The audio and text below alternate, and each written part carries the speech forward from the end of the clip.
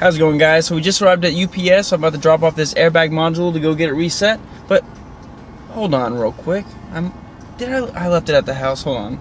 Make a phone call real quick. Hello? Man, I knew you were gonna forget it. Yeah, I left it on the table. Can you get it to me real quick? Check the back seat. I got you.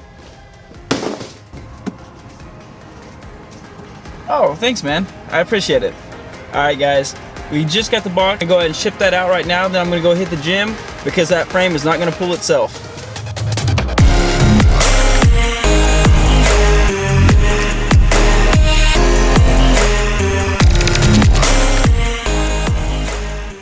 How's it going, guys? My name is Sean. Welcome to Venom Racing. Behind me is my 2016 wrecked Mustang GT. And today I have some shocking news to tell y'all. Because the strut came in. Let's go ahead and get this install started. First things first, we need to transfer the spring over from the old strut to the new strut. So this is a brand new OEM strut from Ford, the Performance Pack strut. So I'm going to go ahead and pretty much compress the spring, switch everything over, and then we'll go ahead and install it on the car.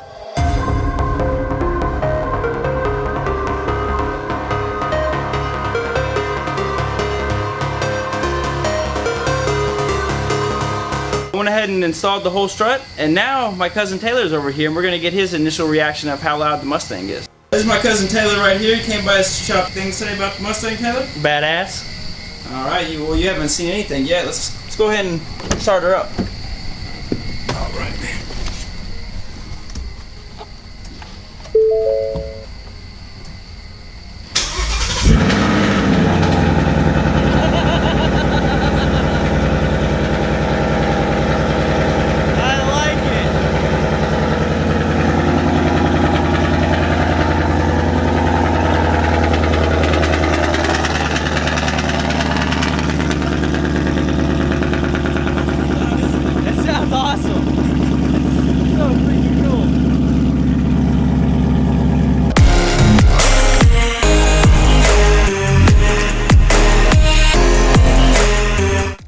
And right behind us is a 1970 Chevelle that is my dad's project. It has the LS1 swap in it.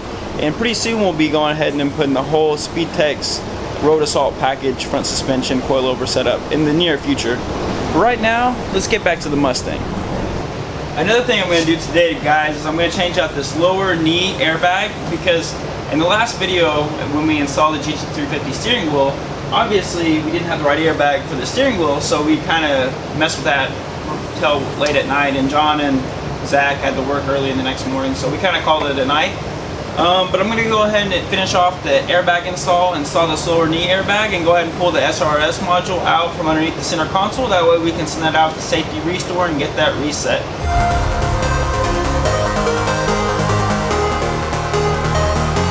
So I went ahead and installed the knee airbag, and also I went ahead and halfway uninstalled the center console so I could remove the SRS airbag module.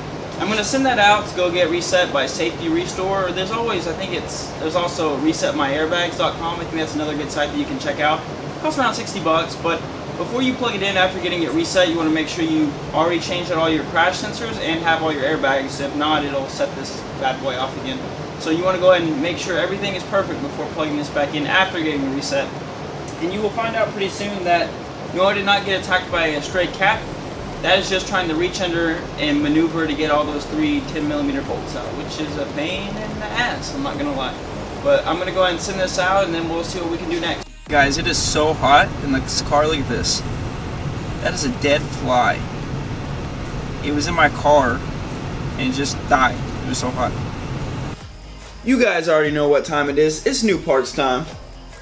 So right here we have the Icon Motors GT350 style fenders. They're supposed to be a little bit wider than stock fenders, and with the side vents it adds a little bit of aggression to it. I figured if I'm going to go with the GT350 style front bumper and hood, we might as well just finish out the complete package and get the fenders as well, because I need to buy 2 new fenders.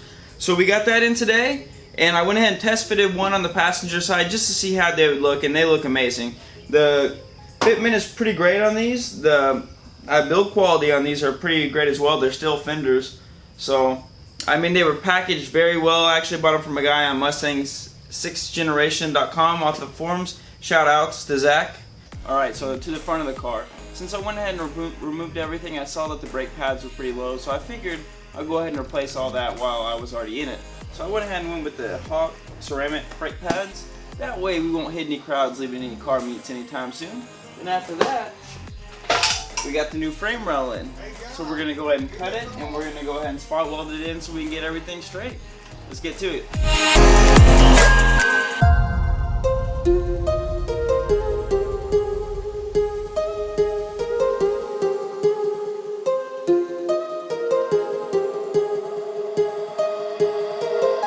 Alright guys, so one important step when you're reinstalling your brake calipers, make sure you go ahead and tighten up the torque spec, which is 79 pounds-feet of torque on these Mustangs. But also you want to go ahead and put some blue Loctite on them, just to be extra safe, because once in the mountains we were in the little S2000 group, and actually one of my buddies, his bolt came out of the brake caliper, they backed off over the hard braking, and he was wondering what the wobble was. But what happened was the actual brake caliper was just hanging on by one bolt, so that could have been a bad incident. So we're going to go ahead and install the new airbag that we got. It's actually the right airbag this time around, so that'll be a pretty simple install. And also we got the new passenger side taillight in, which I just installed. And let's go ahead and check out if this thing works real quick, okay?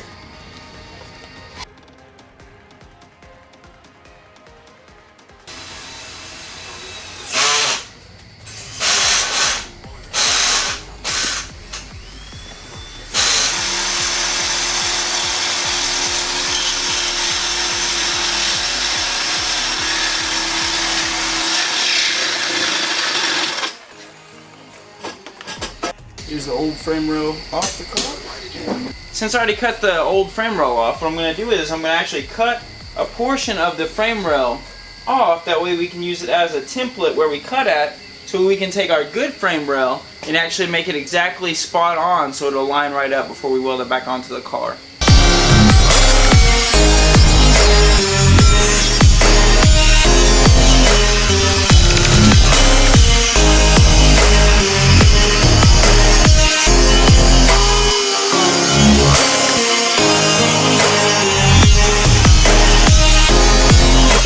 Alright guys, so what I did was I actually cut a portion of the old frame rail off that was crumpled, and I got to the point where we cut right here off the car, and this part I just cut off the remaining part of the frame rail. That way we have pretty much a template, a direct template to know exactly where to cut this new frame rail.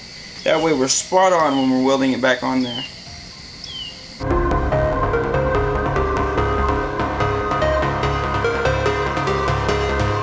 Here's a new frame rail after we went ahead and used the template to cut it. Now we're going to go test fit it on the car.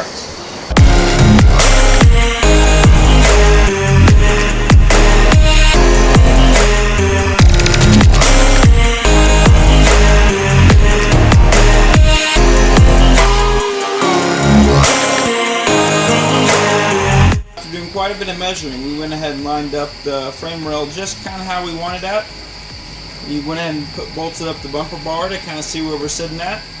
Next thing we're going to do is we're actually going to go ahead and load the car in the trailer and get it ready for the frame shop again for the part 2 portion of it, just because now that we have that in place, we're going to go ahead and take it to the frame shop, make sure everything's aligned perfectly before we go ahead and weld it in for the final installation. Alright guys, so we're first going to put the GT350 style hood on it. We're going to get it on the trailer now.